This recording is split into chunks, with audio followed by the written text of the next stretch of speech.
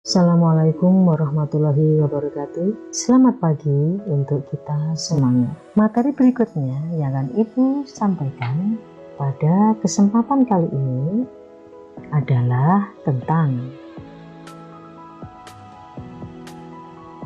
apa anak-anak? Ini Ibu tunjukkan 3 gambar. Ada yang tahu enggak kira-kira materi apa yang akan Ibu sampaikan pada kesempatan kali ini? Ya, wawasan wiyata mandala. Apa itu wawasan wiyata mandala? Wawasan wiyata mandala terdiri dari 3 kata: wawasan, wiyata, dan mandala. Wawasan artinya suatu pandangan atau sikap yang mendalam terhadap sesuatu. Wiyata artinya lingkungan. Mandala artinya pendidikan. Jadi, wawasan wiyata mandala diartikan sebagai suatu pandangan atau sikap menghargai dan tanggung jawab terhadap lingkungan sekolah atau pendidikan. Wiyata mandala memiliki beberapa unsur-unsur. 1. Sekolah. 2. Kepala sekolah. 3. Guru dan orang tua. 4. Warga sekolah, baik di dalam maupun di luar sekolah. 5. Masyarakat sekitar.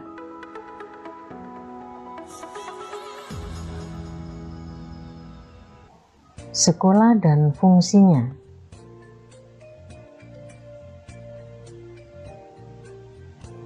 Apa itu sekolah?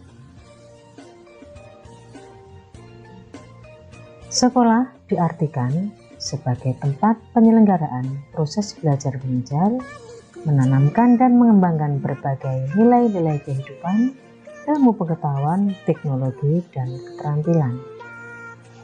Sekolah dapat juga diartikan sebagai lembaga pendidikan formal, tempat berlangsungnya proses belajar mengajar untuk membina dan mengembangkan ilmu pengetahuan dan teknologi, pandangan hidup atau kepribadian, hubungan antara manusia dengan lingkungan atau manusia dengan Tuhannya, dan kemampuan berkarya.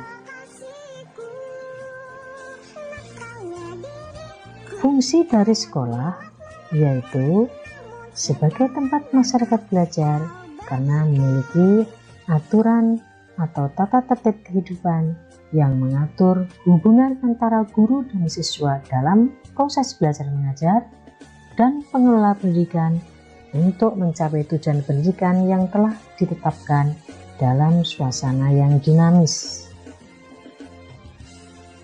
Berikut ciri-ciri sekolah sebagai masyarakat belajar. Ada guru dan siswa, masyarakat yang sadar, mau belajar dan bekerja keras, dan terbentuknya manusia Indonesia seutuhnya. Jadi, sekolah sebagai masyarakat belajar harus ada guru yang mengajar, harus ada siswa yang belajar, perlu mendapatkan dukungan dari masyarakat yang menyadari akan pentingnya pendidikan dan masyarakat yang mau bekerja keras demi memajukan pendidikan. Jadi harapannya nanti dengan adanya guru, siswa, dan masyarakat yang peduli terhadap pendidikan, maka akan terbentuklah manusia Indonesia yang seutuhnya. Prinsip sekolah. 1.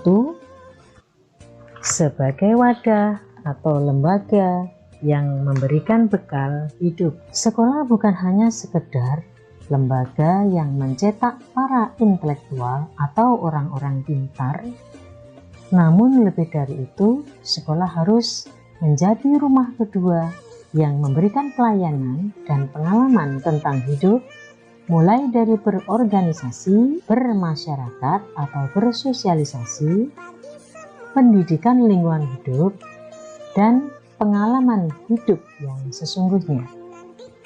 2. Sebagai tempat peserta didik belajar di bawah bimbingan pendidik atau guru. Dalam bimbingan, peran pendidik berubah dari seorang pendidik menjadi orang tua, bahkan menjadi seorang kakak. Yang ketiga, sebagai lembaga dengan pelayanan yang adil atau merata bagi stakeholder.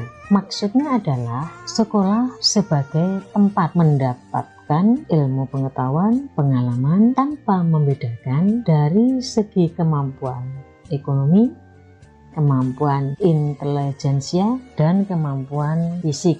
Maksudnya kemampuan fisik adalah tidak membedakan antara anak yang normal maupun yang berkebutuhan khusus. 4.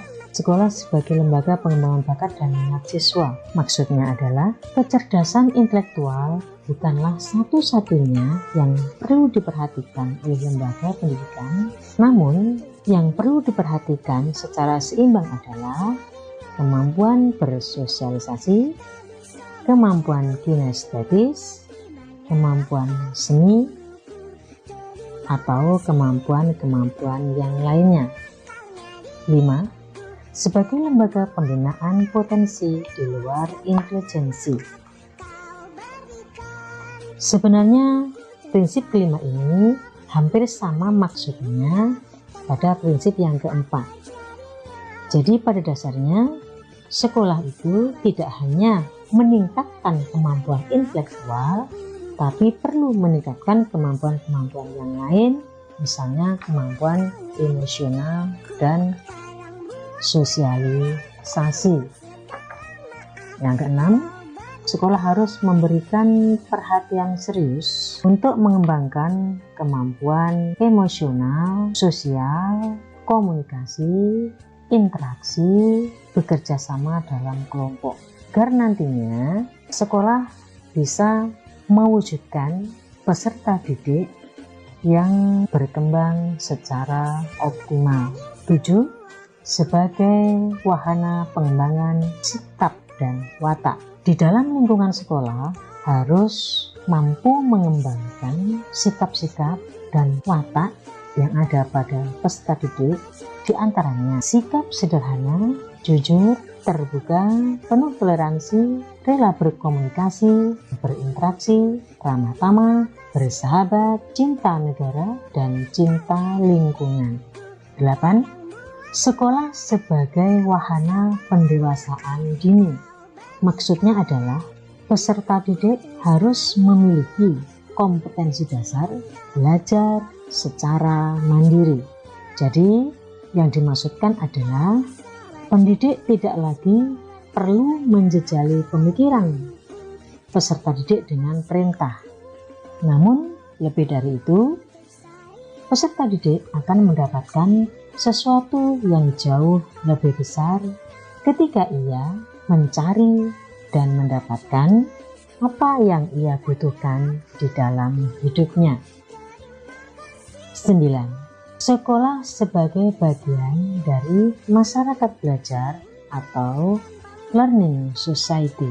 Maksudnya adalah sekolah bukan hanya sebagai tempat pembelajaran bagi peserta didik, namun sekolah harus mampu menjadi pusat pembelajaran bagi masyarakat di lingkungan sekitar.